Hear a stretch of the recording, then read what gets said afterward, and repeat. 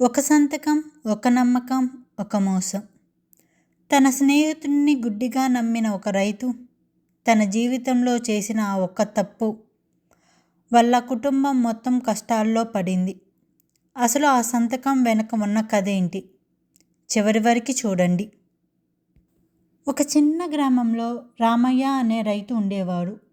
అతను చాలా కష్టపడి తన పొలంలోనే పనిచేసేవాడు. భార్య లక్ష్మి, 2 పిల్లలతో సంతోషంగా జీవించేవాడు. పెద్దగా సంపాదన లేకపోయినా నిజాయితీతో జీవించడం అతని అలవాటు.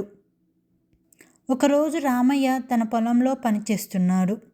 ఆ సమయంలోనే అతని చిన్ననాటి స్నేహితుడు సురేష్ ఆందోళనగా అక్కడికి వచ్చాడు.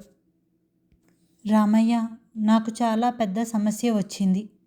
వ్యాపారం కోసం బ్యాంకు నుంచి రుణం తీసుకోవాలి. కానీ నాకు ఒక గ్యారంటీ సంతకం కావాలి. నువ్వు నాకు సహాయం చేస్తావా? నీకన్నా నమ్మనైన వాళ్ళు నాకు ఎవరూ లేరు అని అడిగాడు. రామయ్య మెల్లగా అడిగారు, మరి సంతకం చేస్తే ఏమీ అవ్వదు కదా అని. సురేష్ ఏమీ కాదు అని చెప్పారు. నువ్వు జస్ట్ నాకు షూరిటీ ఇస్తావు అంతే. మిగతా డబ్బు అంతా నేనే కడతాను. నువ్వు ఏమీ కంగారు పడుకు అని చెప్పారు. నీకు నమ్మకం లేకపోతే వద్దులే అని సురేష్ అన్నారు. వెంటనే రామయ్య అతని చేయి పట్టుకున్నాడు. స్నేహితుడు మాటలు విన్న రామయ్య ఒక క్షణం కూడా ఆలోచించలేదు. నువ్వు నా స్నేహితుడివి, నాకు నీ మీద నమ్మకం ఉంది, నేను సంతకం చేస్తాను అని చెప్పి వెంటనే బ్యాంక్ పత్రాలపై సంతకం చేశాడు. సురేష్ చాలా సంతోషపడి కొన్ని నెలల్లోనే డబ్బులన్నీ చెల్లించేస్తాను అని చెప్పి అక్కడి నుంచి వెళ్ళిపోయాడు.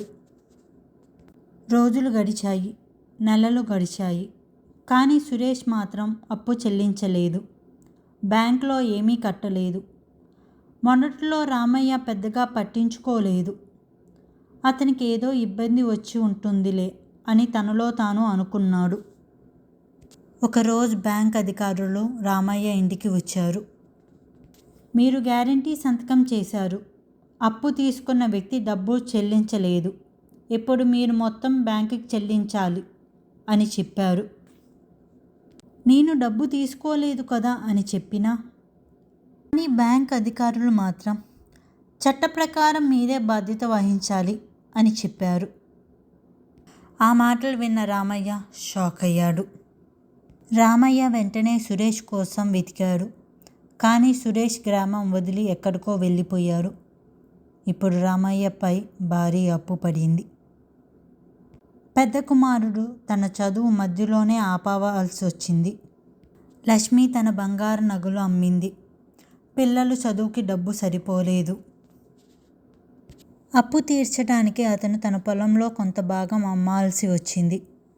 ఇంట్లో పరిస్థితి క్రమంగా కష్టంగా మారిపోయింది. ఇంట్లో ప్రతిరోజు ఆందోళన పెరిగేది. ఒకప్పుడు నవ్వులతో నిండిన ఇల్లు ఇప్పుడు బాధతో నిండిపోయింది. ఒక రాత్రి రామయ్య చాలా బాధగా కూర్చున్నాడు. అప్పుడు అతని భార్య లక్ష్మి ఇలా చెప్పింది, మీరు తప్పు ఉద్దేశంతో చేయలేదండి. స్నేహితుల్ని నమ్మి సహాయం చేశారు. కానీ ఇకపై ఏ పత్రం మీదైనా సంతకం చేసే ముందు పూర్తిగా తెలుసుకోవాలి. మీరు ఏమీ బాధపడకండి. మనమందరం కష్టపడి ఈ అప్పును తీర్చేద్దాము. మీరు కంగారు పడకండి.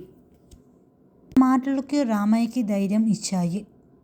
అతను మరింత కష్టపడి పనిచేయటం ప్రారంభించాడు. కుటుంబం కూడా అతనికి అండగా నిలిచింది. కొన్ని సంవత్సరాల తర్వాత వారు అప్పులన్నీ తీర్చేశారు. అయితే రామయ్య జీవితంలో ఒక గొప్ప పాఠం నేర్చుకున్నాడు.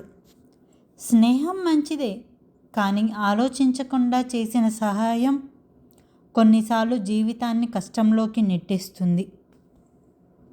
నీతి: ఏ పత్రం మీదైనా సంతకం చేసే ముందు దాని బాధ్యతలు పూర్తిగా తెలుసుకోవాలి. నమ్మకం అవసరమే, కానీ జాగ్రత్త అంతకంటే ఎక్కువ అవసరం. మీకు మా కథ నచ్చితే please like, share and subscribe to my channel. Thank you.